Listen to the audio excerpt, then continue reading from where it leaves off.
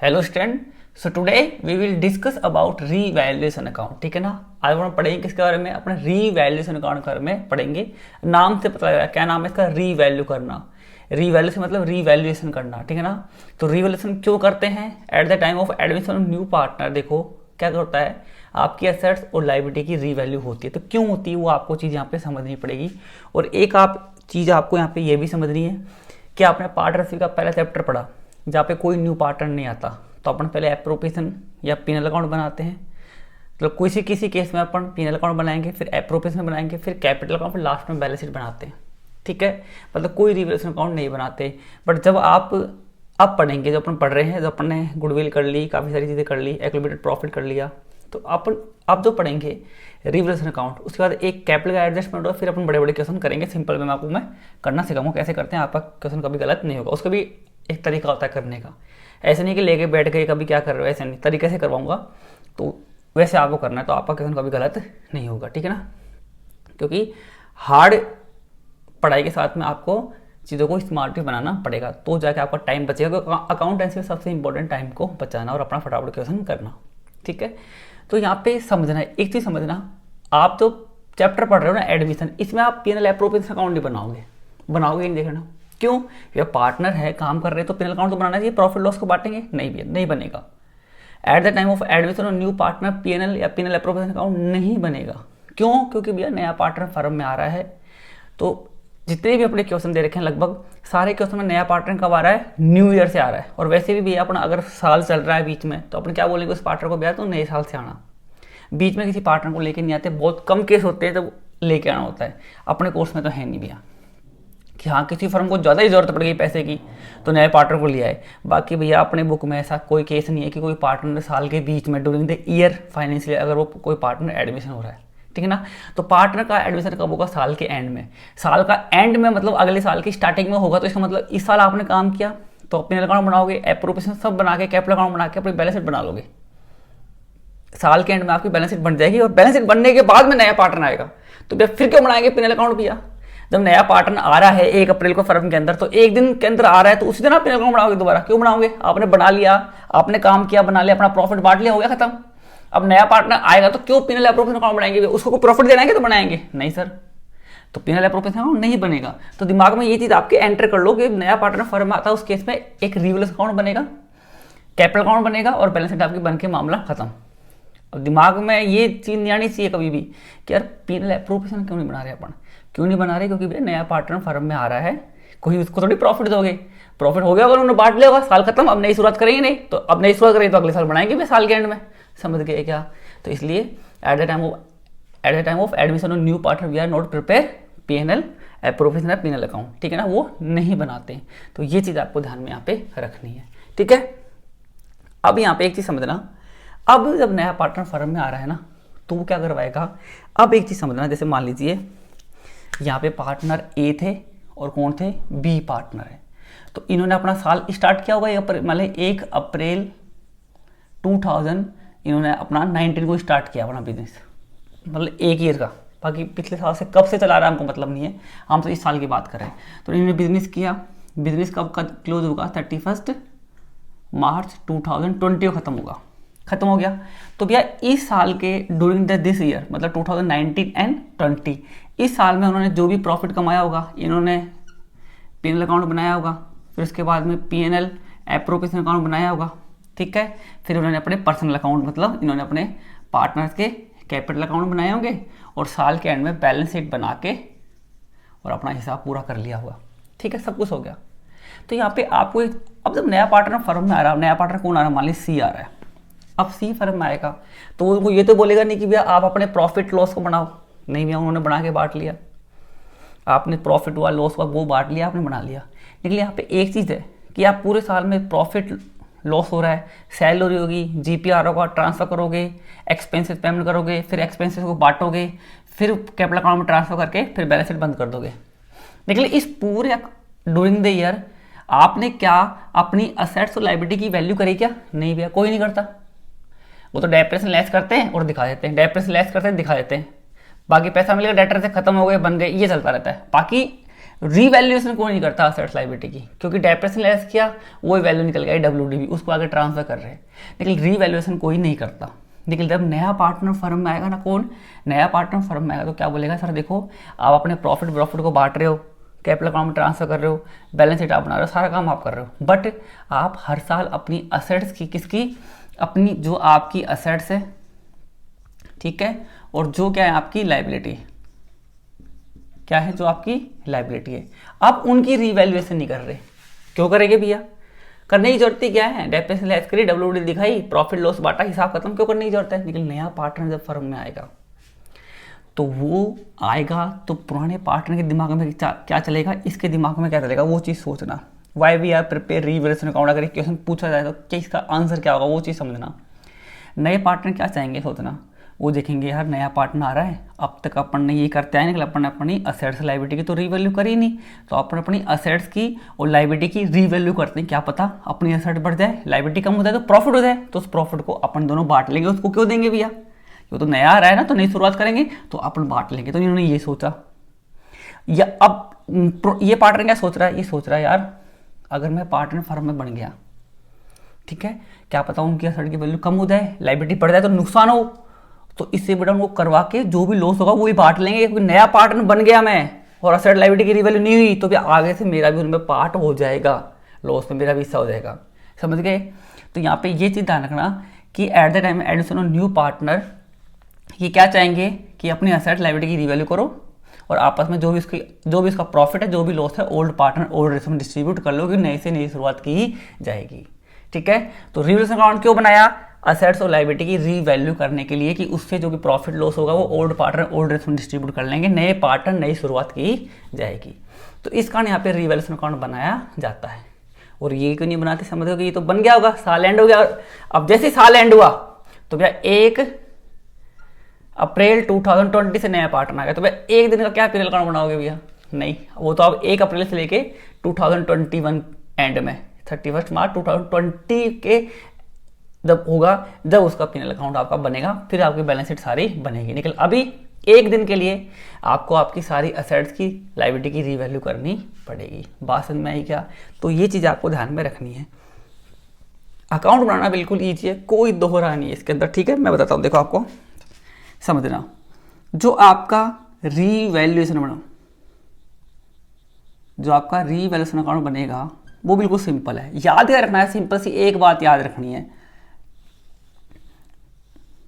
एक बात बस सिंपल सी, क्या कि भैया डेबिट मतलब वही एवरग्रीन रूल है, सिंपल सा, क्या है कि डेबिट मीन्स लॉस और क्रेडिट मीन्स इनकम। ये रूल है सिंपल सा, गोल्डन रूल है, सिंपल सा, एवरग्रीन है, कि जो भी कोई भी अकाउंट बढ़ाओ दुनिया का, उसके डेबिट साइड में क्या आएंगे, एक्सपेंसेस या आपकी बड़े बड़े एक्सपेंसेस, कुछ भी मतलब लॉस वगैरह एक्सपेंसेस आएंगे सारे। क्रेडिट में क्या आएंगे, सारे इनकम आएगी भैया। सिंपल सी बात यह है, एक अकाउंट होता है जिनमें थोड़ा उल्टा सिस्टम चलता है, वो नॉन प्रॉफिट ऑर्गेनाइजेशन के अंदर बनता है। ठीक है, वो बात आएगी, वो चैप्टर वैसे ही हट गया अपने। तो अब तो आप ये ध्यान रखो कि अपनी जो 12th क्लास में पढ़ रहे हैं ना एनसीईआरटी की, उसमें सारे अकाउंट पढ़ लेना आप। डेबिट साइड में लॉस वगैरह एक्सपेंसेस ही आएंगे और क्रेडिट में क्या आएगी, आपकी इनकम ही आएगी। बात समझ में आती है क्या, ये चीज़ें आपको ध्यान में रखनी है। ठीक है ना, उसके बाद चीज़ों को रटना नहीं है, चीज़ों को बिल्कुल ही रटना, आपको चीज़ों को डीपली आपको समझना है। क्या करना है, आपको चीज़ों को समझना है। क्या समझना है, इंपॉर्टेंट सिंपल सी एक बात है, वो याद रखनी है कि आपकी जो असेट्स होती हैं, क्या होती हैं, आपकी जो असेट्स होती हैं और एक क्या होती हैं आपकी, एक आपकी लायबिलिटी होती है। ठीक है ना, तो जो आपकी असेट्स और लायबिलिटी है, सारा का सारा पूरा इनके ऊपर टिका ही अकाउंट। ठीक है, बाकी कुछ नहीं है, बिल्कुल ईजी है।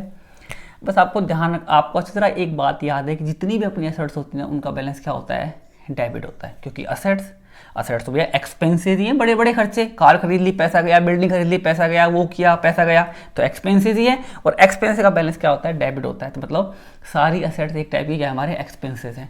लायबिलिटी मतलब क्या होता है, पैसा आना, कि कहाँ से पैसा आ रहा है, एक तरह से इनकम साइड हो गई है। ठीक है, तो लायबिलिटी का बैलेंस क्या होता है, अपना क्रेडिट होता है। क्या होता है, मतलब लायबिलिटी से पैसा आता ही है भैया। लायबिलिटी कब बनी, उसके बदले आपने कोई चीज़ ली है, तो जो चीज़ आएगा वो तो अपनी इनकम जैसा ही है भैया, चाहे वो बाद में वापस देना पड़े नहीं देना पड़े, वो बाद की बात है। अभी तो आ गई, तो क्या वो बैलेंस होता है, उसका बैलेंस होता है क्रेडिट। समझ गए, तो सारी असेट्स का बैलेंस होता है डेबिट, सारी लाइबिलिटी का बैलेंस क्या होता है, क्रेडिट। अब इसके बेस पे आप एंट्री करना भी बिल्कुल सिंपल वे में समझ लोगे। बाकी क्वेश्चन कैसे बनते हैं वो अपन करेंगे तो समझ में आएगा, बिल्कुल प्रॉब्लम नहीं आने दूंगा मैं आपको, ठीक है। बस विश्वास रखो और वीडियो को पूरा देखो, ठीक है ना, बिल्कुल अपने दिमाग को स्टेबल करके। तो यहाँ पे समझना, जितनी भी अपनी एसेट्स होती है उनका बैलेंस क्या होता है, डेबिट। अब सोचो, अगर एसेट्स बढ़ रही है, आपने एसेट्स की रीवैल्यू करी और एसेट क्या होगी, बढ़ गई, तो बढ़ गई तो मतलब और डेबिट होगी भैया, क्या समझे। अगर आपकी एसेट्स की वैल्यू बढ़ गई, ठीक है, आपकी एसेट्स 1 लाख की थी, कोई भी एसेट ले लो, प्लांट मशीनरी फर्नीचर डेटर, कोई भी एसेट ले लो, तो अगर आपकी एसेट्स बढ़ रही है, फिक्टिशियस एसेट्स को छोड़कर, वो क्या होती है उनको छोड़ो, उनकी वैल्यू तो या तो 0 होती है, ठीक है, तो उनको छोड़ो। फिक्टिशियस एसेट्स की वैल्यू हमेशा धीरे धीरे कम ही होती रहती है। क्यों होती है मैं आपको आगे समझाऊंगा क्यों उनकी वैल्यू कम होती है। लेकिन बाकी फिक्टिशियस एसेट्स को छोड़कर जितनी भी एसेट्स होती है, अगर वो बढ़ रही है, क्या हो रही है, अगर वो अपनी बढ़ रही है, तो इसका मतलब भैया या तो आपने खरीदी होगी, निकले यहाँ पे खरीदने की तो बात नहीं हो रही, यहाँ पे तो किसकी बात हो रही है, रीवैल्यू की बात हो रही है, कि आपने अपनी एसेट्स की रीवैल्यू करो तो उसकी वैल्यू बढ़ के आ गई, ठीक है। आपकी एसेट्स 1 लाख की थी, अब कितनी की हो गई, 1,20 की होगी, तो 20,000 से आपके एसेट्स बढ़ गई ना। एसेट्स बढ़ेगी तो एसेट का बैलेंस क्या होता है, डेबिट, तो वो और डेबिट हो जाएगी। बात समझ में आई क्या। तो अगर आपकी एसेट्स बढ़ रही है, सिंपल सी बात है, क्या, अगर आपकी एसेट्स इंक्रीज हो रही है तो भैया कर दो असेट्स अकाउंट डेबिट, असेट्स को आपने बढ़ा दिया, सिंपल सी बात है। देखते पहचान जाओगे क्वेश्चन के अंदर, ऊपर आपका फर्नीचर 1 लाख का है, नीचे आपका फर्नीचर 1,20 का होगा, तो सिंपल सी बात है, फर्नीचर बढ़ गया तो फर्नीचर का बैलेंस क्या होता है, डेबिट, तो आप कर दोगे फर्नीचर अकाउंट डेबिट। तो मैं यहाँ पे असेट्स का ले रहा हूँ, इसमें सारी असेट्स आ गई एक्सेप्ट टू फिक्टिशियस असेट्स, तो आपकी असेट्स क्या हो गई, डेबिट हो गई। डेबिट क्यों करी सर, बढ़ रही है, बढ़ेगी तो असेट का बैलेंस डेबिट होता है, तो और डेबिट हो जाएगा। बात समझ में आई क्या। अब दूसरी चीज, अब असेट्स बढ़ रही है तो भैया सिंपल सी बात है, प्रॉफिट हो रहा है, ठीक है ना। तो यहाँ पे आपकी जो असेट्स की वैल्यू बढ़ रही है, तो उन असेट्स की वैल्यू जो आपकी बढ़ गई 20,000 से, तो उस 20,000 को आपको एडजस्ट करना है। क्या करना है, एडजस्ट करना है। आपको पता है डबल एंट्री सिस्टम, जितना डेबिट होता है उतना क्या होता है, क्रेडिट होता है।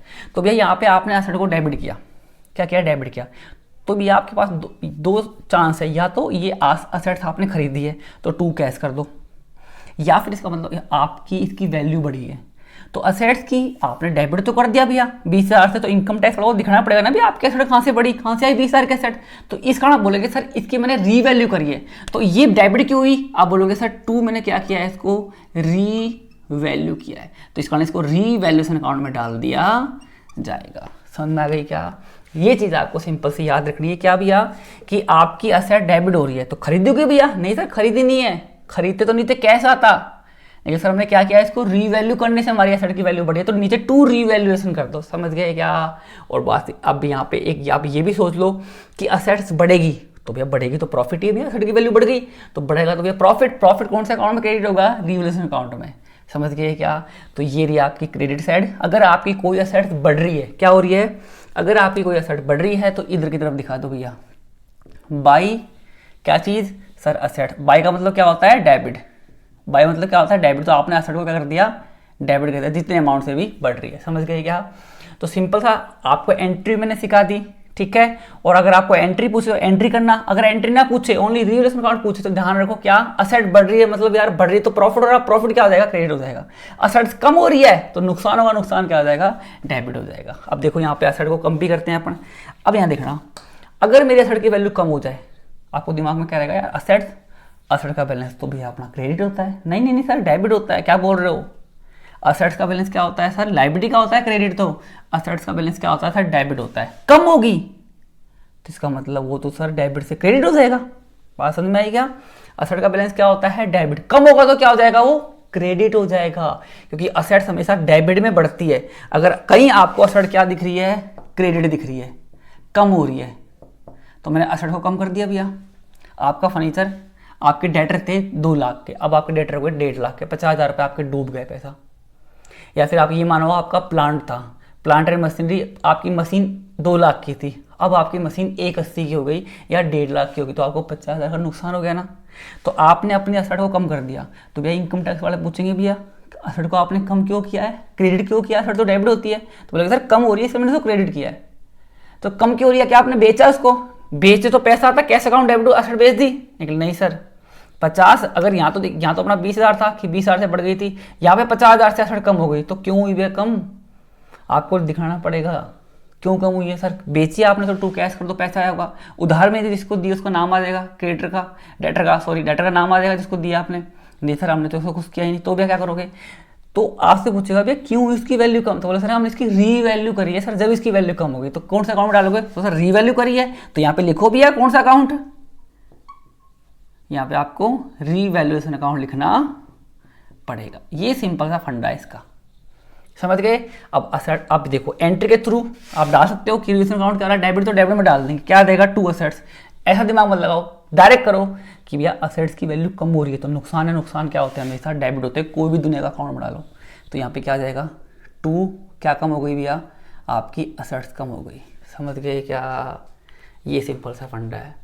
तो ये एंट्री समझ में आई आपको, ठीक है। ये बात हो गई अपनी किसकी, असेट साइड की। अब बात करते हैं लायबिलिटी की, ठीक है। और बस असेट्स और लायबिलिटी आएगी इसमें, और कुछ भी नहीं आने वाला, असेट लायबिलिटी बस, ठीक है। अब आगे चलते हैं। तो अब तक देखो, मान ले यहाँ पे लिख देते हैं अपन कि 20,000 से अपनी कोई असेट कम हो गई, मान ले अपना फर्नीचर कम हो गया, और यहाँ पे अपना मान ले मशीन बढ़ गई, कितने से, सॉरी अपना फर्नीचर 20,000 से बढ़ गया और मशीन 50,000 से कम हो गई, तो देखा जाए तो नुकसान ही चल रहा है देखो अकाउंट के अंदर, ये अपने मन से अपन मान रहे हैं, ठीक है। अब आगे देखना है एक चीज, आगे चीज थोड़ा समझते हैं। अब बात करते हैं कि इसकी मैं थोड़ा हटा दूं इसको, हल्का सा आपको थोड़ा धुंधला दिखेगा, हल्का सा फेड होगा, पर समझ में आपको अच्छी तरह आ जाएगा, ऐसी कोई प्रॉब्लम नहीं होने वाली, ठीक है। अब यहाँ पे एक चीज समझना, अब मान लीजिए आपकी लायबिलिटी है, उसका बैलेंस क्या होता है, क्रेडिट, सबको पता है लायबिलिटी का बैलेंस क्या होता है, क्रेडिट क्रेडिट क्रेडिट होता है सर, क्योंकि लायबिलिटी हमेशा पैसा आता है, वो अपनी इनकम टाइप का होगा, चाहे वो इनकम बाद में वापस करनी पड़े चाहे ना करनी पड़े, वो बाद की बात है। अपन ने बैंक से पैसा लिया तो पैसा आया, तो बैंक अकाउंट डेबिट किस फॉर्म में है, बैंक लोन, तो आपने क्रेडिट किया बैंक लोन को, तो ये सबको पता है कि लायबिलिटी का बैलेंस क्या होता है, क्रेडिट होता है, ठीक है। अब अगर लायबिलिटी आपकी बढ़ रही है, लायबिलिटी क्या हो रही है आपकी, इंक्रीज हो रही है, तो भैया लायबिलिटी इंक्रीज हो रही है तो मैंने कहीं ना से आपने कहीं ना कहीं से कुछ लिया होगा, आपने कुछ चीज़ खरीदी होगी, तो इसका मतलब आपको वापस भी पैसा करना पड़ेगा। तो लायबिलिटी बढ़ना मतलब आपके ऊपर बर्डन आएगा, तो बर्डन आएगा भैया, लायबिलिटी बढ़ रही तो कभी ना कभी वापस देनी पड़ेगी, तो बर्डन तो आएगा यार, पैसा चुकाना है लोगों का। तो एक तरह से लायबिलिटी बढ़ना मतलब एक तरह से क्या हो रहा है, वो लॉस हो रहा है। अब लॉस नहीं है यहाँ पे, अब ये कोई लॉस जाकर कोई लॉस अपने ऊपर लेता नहीं है, ये लायबिलिटी है, लेकिन मैं आपको खाली सिखा रहा हूँ कि कैसे इसको करना है। तो लायबिलिटी बढ़ना मतलब सीधा सीधा क्या हो रहा है, नुकसान हो रहा है। एक तरह से देखा जाए लायबिलिटी बढ़ रही है, नुकसान ही है, क्योंकि आपके पास पैसे की कमी, तभी तो आप लायबिलिटी बढ़ रही है आपकी मार्केट में। तो लायबिलिटी बढ़ेगी तो लायबिलिटी का बैलेंस क्या होता है, क्रेडिट, तो लायबिलिटी बढ़ेगी तो वो और क्रेडिट हो जाएगी। तो मैं कर दूंगा, क्या हो रहा है सर, लायबिलिटी बढ़ रही है, तो मैं कर दूंगा यहाँ पे टू,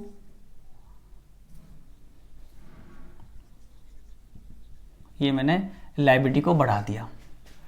अब लायबिलिटी में कुछ भी ले लो, जिस माने आपके क्रेडिटर थे, क्रेडिटर आपके 1 लाख के थे और आप कुछ इंटरेस्ट लग के 1,20,000 के हो गए, या आपके 1,10,000 के क्रेडिटर हो, कितने हो गए, 1,10,000 के आपके क्रेडिटर हो गए। तो क्रेडिटर भैया पहले 1 लाख के थे, अब 1,10 के हो गए, तो मतलब आपको 10,000 रुपये आपको और चुकाने, नुकसान ही भी है यार, नुकसान है तो यहाँ पे क्या हो गया, आपकी लायबिलिटी बढ़ गई, लायबिलिटी बढ़ेगी तो उस लायबिलिटी का बैलेंस क्या होता है, क्रेडिट, तो वो और क्रेडिट हो जाएगी, कितने से, 10,000 से। क्यों बढ़ी भैया, क्या आपने कोई कुछ किया क्या, तो आपकी नहीं सर हमने तो इसकी रीवैल्यू करी, क्या करी सर, हमने इसकी रीवैल्यू करने से हमारी लायबिलिटी बढ़ रही है, तो यहाँ पे क्या आ जाएगा आपका रीवैल्यूएशन अकाउंट, आपका यहाँ पे आ जाएगा, कितने से, 10,000 से। एंट्री समझ में आ गई। अब और सिंपल सा, अगर बिना एंट्री का आपको फटाफट अकाउंट बनाना है, तो लायबिलिटी बढ़ रही है, लायबिलिटी बढ़ रही है तो मतलब नुकसान है तो क्या हो जाएगा, वो डेबिट हो जाएगा, यहाँ पे क्या, लायबिलिटी। बात समझ में आई क्या, सिंपल सी, कितने से, 10,000 से बढ़ गई सर, नुकसान ही लायबिलिटी बढ़ रही है, नुकसान नहीं है, बाकी मैं सिखा रहा हूँ कि हाँ भैया नुकसान ही देखा जाए तो पैसे चुकाने पड़ेंगे। अब यहाँ पे दूसरा, अगर आपकी लायबिलिटी क्या हो जाए, कम हो जाए, तो बढ़िया है भैया, लायबिलिटी कम हो गई, प्रॉफिट हो गया, कम पैसा देना पड़ेगा। तो लायबिलिटी कम होना मतलब लायबिलिटी का बैलेंस क्या होता है, क्रेडिट, कम होगी तो क्या हो जाएगी, वो उल्टा चल जाएगा, मतलब वो क्या हो जाएगी, डेबिट हो जाएगी। तो जैसे ही आपकी लायबिलिटी कम होगी तो क्या हो जाएगी, वो डेबिट हो जाएगी। तो आप कर दोगे, ये आपने अपनी लायबिलिटी को कम कर दिया। तो जहाँ भी आपको लायबिलिटी डेबिट दिखे मतलब कम हो गई भैया। अगर क्रेडिटर होते हैं, क्रेडिटर से मान ले उसको पैसा देना है। क्रेडिटर का बैलेंस क्या होता है, क्रेडिट, पैसा दोगे तो पैसा जाएगा टू कैश और क्रेडिटर कम हो जाएंगे। तो जब जब आपकी लायबिलिटी क्या होती है, डेबिट मतलब क्या हो रही है, कम हो रही है। तो यहाँ पे मान लीजिए आपके बीपी थे या बैंक लोन था, बैंक लोन आपका 1 लाख का था, बैंक ने बोला तो एक काम करो आप 40,000 दे दो, उसने 60,000 रुपये छोड़ दिए बैंक ने, ठीक है, तो भी अपना फायदा हो गया 60,000 का। यार ऐसा होता तो नहीं, बस मान रहे हैं अपन तो कि बैंक ने 60,000 छोड़ दिए कि माफ़ करो भैया, अपन time to time instalment payment कर रहे थे, अचानक कोई नुकसान होगा अपन नहीं दे पाए, तो बैंक ने देखा अच्छा ग्राहक छोड़ दो, तो बैंक ने कितने 60,000 छोड़ दिए, तो बढ़िया फायदा हो गया अपने को, क्या हो गया, फायदा हो गया। तो लायबिलिटी कम होगी तो क्या हो जाएगी, वो डेबिट हो जाएगी 60,000 से, हो गई। तो किस कारण हुई भैया, लायबिलिटी कम क्यों हुई है, पैसा दिया है क्या, नहीं सर, इसकी हमने रीवैल्यू करी है, समझ में आ गई क्या। तो यहाँ पे रीवैल्यूशन आएगा 60,000 से। और सिंपल सा अगर बिना एंट्री के इसमें डालना है तो कैसे, यार लायबिलिटी कम हो रही तो प्रॉफिट है, प्रॉफिट क्या होगा, क्रेडिट होगा, तो यहाँ पे डाल दो बाई लायबिलिटी। अब यहाँ पे आपको लायबिलिटी नहीं लिखना, यहाँ पे उसका नाम आएगा, किसका नाम आएगा, बीपी का, बैंक लोन का, असेट का नाम आएगा, या तो साले लिख रहा हूँ मैं आपको, बाकी जो चीज़ कम ज़्यादा होती है उसका नाम आएगा। तो यहाँ पे बैंक लोन कितने से, 60,000 से कम होगा, तो यहाँ बैंक लोन आएगा, बाकी मैं बता रहा हूँ आपको, ठीक है ना। अब देखो हो गया बस ये आपका रिवैल्यूएशन अकाउंट है, और कुछ चीज़ें इसमें आएगी। रिवैल्यूएशन किसकी होती है, असेट्स की और लायबिलिटी की, तो इसमें असेट्स और लायबिलिटी से रिलेटेड चीज़ें आएंगी, बाकी कुछ भी इसमें नहीं आने वाला, समझ गए। अब इसको बंद करेंगे भैया, तो आपको पता है पहले इसको बैलेंस करेंगे, कौन सी साइड ज़्यादा आ रही है सर इधर आ रहे हैं 60, इधर आ रहे हैं 80, तो पहले ये साइड बंद होगी। अब भैया ये साइड का मतलब है 80 इधर आ गए, ये 1000 में था, ठीक है। अब आपकी असेट साइड, सॉरी आपकी इनकम साइड ज़्यादा आ रही है 80,000 से, भैया इनकम ज़्यादा है तो प्रॉफिट होने वाला है भैया, सिंपल सा क्या होने वाला है, प्रॉफिट होने वाला है। तो देखो ये करते हैं, इसको 80,000 कर देते हैं, ठीक है। अब करते हैं भैया प्रॉफिट निकालते हैं कि सर 80,000 की तो इनकम हो रही है और 80 में से नुकसान कितना हो रहा है सर, 60,000 का, तो कुल मिला के देखा जाए तो 20,000 रुपये अपन प्लस में चल रहे हैं, 20,000 का प्रॉफिट हो गया भैया। तो भैया ये प्रॉफिट कौन बांटेगा, सर ये तो ओल्ड नए वाला बांटेगा, नए वाला क्यों बांटेगा भैया, नए वाला तो अभी आया है, असेट लायबिलिटी तो पुराने पार्टनर की, तो पुराने पार्टनर बांटेंगे। तो यहाँ पे ये किस अकाउंट में जाएगा, ये जाएगा पार्टनर के, अब बोलोगे सर कैपिटल अकाउंट, बिल्कुल सही है, लेकिन कैपिटल अकाउंट में कब जाएगा, जब आप फिक्स मेथड फॉलो करते हैं। कौन सा, नहीं सर गलत बता रहे हो आप, ये पार्टनर कैपिटल अकाउंट में कब जाएगा, जब आप फ्लक्चुएटिंग मेथड फॉलो करते हो, क्योंकि फ्लक्चुएटिंग मेथड में केवल एक अकाउंट बनता है, पार्टनर कैपिटल अकाउंट, और नॉर्मली अपन फ्लक्चुएटिंग मेथड ही फॉलो करेंगे एडमिशन ऑफ पार्टनर में, करंट अकाउंट नहीं पूछने वाला आपसे। लेकिन फिर भी अगर खाली आपसे एक रिवैल्यूएशन अकाउंट पूछ रहा है, क्या पूछ रहा है, बोर्ड के अंदर रिवैल्यूएशन अकाउंट पूछ रहा है, तो आप सारी एंट्री तो कर दोगे, बस गलती यहाँ हो जाएगी आके, यहाँ पार्टनर कैपिटल अकाउंट करके छोड़ देंगे, जबकि यहाँ पे पार्टनर कैपिटल अकाउंट या आपका यहाँ पे करंट अकाउंट भी आ सकता है, अगर क्वेश्चन में कौन सा मेथड हो, फिक्स मेथड हो, तो यहाँ पे करंट अकाउंट में जाएगा फिर, ठीक है ना। कौन है पार्टनर, मान लीजिए पार्टनर ए है और पार्टनर बी है, उनके अकाउंट में चल जाएगा, या तो कैपिटल में जाएगा या करंट में, एक बार में एक अकाउंट में जाएगा, क्योंकि आप एक बार में एक मेथड फॉलो करते हैं। अब दो पार्टनर है ए और बी, उनका रेशो इक्वल रेशो है, तो 10,000 रुपये भी इसके अकाउंट में चल जाएंगे, 10,000 रुपये इसके अकाउंट में चल जाएंगे। बाकी कैपिटल अकाउंट आपको बनाना आता है। बैलेंस शीट जिस बंदे को नहीं भी आती, ठीक है, तो भैया मैं आपको पार्टनरशिप की बिना पढ़े, क्या आपने, अगर आपको बैलेंस शीट आती भी नहीं ना, तो मैं आपको बैलेंस शीट बनाना सिखा दूंगा बिना किसी प्रॉब्लम के, आपको रटने की जरूरत भी नहीं पड़ने वाली। बात समझ में आती है। तो भैया पहली बार आपको ध्यान से इसको समझना है कि कैसे revaluation account, why we are prepare revaluation account, ठीक है ना। ये किसके जैसा होता है, ये होता है just like profit and loss account की तरह, वही डेबिट साइड में नुकसान, क्रेडिट में इनकम आती है। या फिर पिनल अकाउंट ना बोलूं तो मैं ये बोल दूं कि भाई आपको सबको पता है कि एवरग्रीन रूल है, सिंपल सा ये, कि डेबिट साइड में हमेशा क्या आता है, लॉस वगैरह आते हैं, क्रेडिट में क्या आती है, हमेशा इनकम आती है, ठीक है। बाकी एंट्री करना रटना नहीं है, एंट्री करना मैंने आपको सिखा दिया, रटने बैठ जाओ एंट्री को, नहीं वैसे समझो। असेट का बैलेंस अगर डेबिट है, बढ़ रही है तो और डेबिट हो जाएगी, कम हो रही है तो क्रेडिट हो जाएगी। और अगेंस्ट में क्यों है, बड़ी घटी कैसे सर, रिवैल्यूएशन अकाउंट से हुई है, रीवैल्यू करने से हुई है। लायबिलिटी अगर आपकी बढ़ रही है तो और क्रेडिट हो जाएगी, तो रिवैल्यूएशन अकाउंट के कारण बढ़ी। लायबिलिटी कम हो रही है तो भैया डेबिट हो जाएगी, तो रिवैल्यूएशन अकाउंट के कारण वो हो रही है, तो वहाँ पे रिवैल्यूएशन अकाउंट यहाँ पे आ जाएगा, ठीक है ना। तो लास्ट वीडियो में क्या था, ये लास्ट वीडियो में एक चीज़ बताई थी, मैं इसको दोबारा आपको समझाना चाहता हूँ, समझना। अपन ने लास्ट वीडियो में चीज़ पढ़ी थी, क्या अपन ने वर्कमैन कंपनसेशन रिजर्व पढ़ा था और इन्वेस्टमेंट फ्लक्चुएटिंग रिजर्व पढ़ा था, ये पढ़ा था। तो अगर क्वेश्चन कर समय इन पे ध्यान देना, क्वेश्चन को ये दोनों गलत करा देते हैं कई बार। अगर क्वेश्चन में इनके बारे में कोई इन्फॉर्मेशन नहीं है तो ओल्ड पार्टनर को ओल्ड रेशो में डिस्ट्रीब्यूट कर दिए जाएंगे, मामला खत्म। अगर जितना पैसा है उतना रिजर्व तो पूरा इसमें ट्रांसफर कर दिया जाएगा अगर किसी ने क्लेम किया है तो। अगर क्लेम का अकाउंट कम पड़ रहा है, क्लेम का अमाउंट है जो अकाउंट के अंदर पड़ा है अमाउंट, वो अगर कम पड़ रहा है कि आपके इसके अंदर देखो WC में कितने पड़े हैं आपके पास 60,000 रुपये पड़े हैं और किसी वर्कर की इतनी चोट लग गई कि उसने आप पे 80,000 का क्लेम कर दिया, अब आपको 80,000 देने पड़ेंगे तो 20,000 तो भैया यहाँ से निकाल लेंगे, 60,000 तो पूरे यहाँ से निकाल लेंगे। तो अपने पास अभी भी कितने कम पड़ रहे हैं, 20,000 रुपये कम पड़ रहे हैं। तो कुल मिला के सिंपल सी बात यहाँ पे ये ध्यान हो कि आपकी लाइबिलिटी, भैया आप वर्कर को पैसा देना है, उसकी एक्सीडेंट हो गया कुछ भी हो गया आपके ड्यूरिंग द वर्क, तो आपको उसको 80,000 रुपये देने पड़ेंगे उसके इलाज के लिए, देने हैं। तो कुल मिला के देखो, सोचो एक बार, 80,000 देने हैं मतलब आपकी लाइबिलिटी बढ़ रही है भैया। अब लाइबिलिटी बढ़ रही है तो नुकसान है तो इस तरफ आएगा भैया, लाइबिलिटी बढ़ रही है तो नुकसान हो रहा है तो रियल अकाउंट में इस तरफ आ जाएगी आपकी लाइबिलिटी बढ़ गई सर, तो इधर डाल दो निकल, इधर कितना आएगा, इधर पूरे 80,000 पे आएंगे अगर अपने पास में कोई रिजर्व नहीं है, ये भी ध्यान रखना। निकल अपने पास में रिजर्व में कितने पड़े हैं, 60,000 पड़े हैं और अपने को नुकसान कितना हुआ 80 का, तो भैया 60,000 तो वहाँ से निकलेंगे और 20,000 तो कम पड़ रहे हैं वो यहाँ पे से, यहाँ इस अकाउंट से निकालने पड़ेंगे आपको। वैसे आप हिसाब लगा लो, अगर मेरे को सेलफोन लाना है 80,000 का और मेरे गुल्लाकों में कितने पड़े हैं 60,000 पड़े हैं, ठीक है, तो इसका मतलब आपको 20,000 रुपये पापा से लेने पड़ेंगे या मम्मी से लेने पड़ेंगे। तो एक तरह से मम्मी या पापा का अकाउंट हो गया भैया, पैसा ले लो भैया इनसे, ठीक है, कम पड़ रहा है तो। और वही इन्वेस्टमेंट फ्लक्चुएटिंग रिजर्व है आपका, अगर इसमें भी वही है, अगर मान लीजिए आपका इन्वेस्टमेंट कम हो रहे हैं तो इससे पैसा निकाल लेंगे, अगर कम पड़ने के बाद भी इसमें भी पैसा कम पड़ रहा है तो बाकी पैसा आपको इससे निकालना पड़ेगा। तो इस कारण पिछले क्वेश्चन में आपको मैंने रीवैल्यूएशन बताया था, समझ गए। तो ध्यान रखो, एंट्री जो मैंने आपको WCR और इन्वेस्टमेंट फ्लक्चुएटिंग की लास्ट वीडियो में बताई थी कि कम पड़ रहा है पैसा तो रिलेशन अकाउंट से निकाल लो, ज़्यादा है तो कोई दिक्कत नहीं, प्रॉफिट में आ जाएगा, कम पड़ रहा है तो पैसा आपको रिलेशन अकाउंट से निकालना है। तो कुल मिला के मेरी सिंपल सी बात एक है, बाकी तो आप क्वेश्चन करेंगे तो अपने को नेक्स्ट वीडियो में अपने क्वेश्चन करेंगे ना, तो सब समझ में आ जाएगा अपने को, कोई प्रॉब्लम नहीं आने वाली।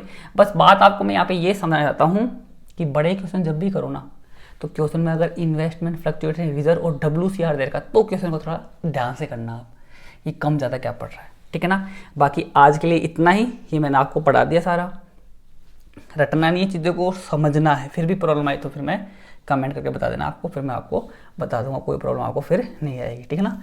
तो आज के लिए इतना ही, अच्छा लगे तो लाइक सब्सक्राइब जरूर करें चैनल को, ठीक है ना। आज के लिए इतना ही, थैंक यू।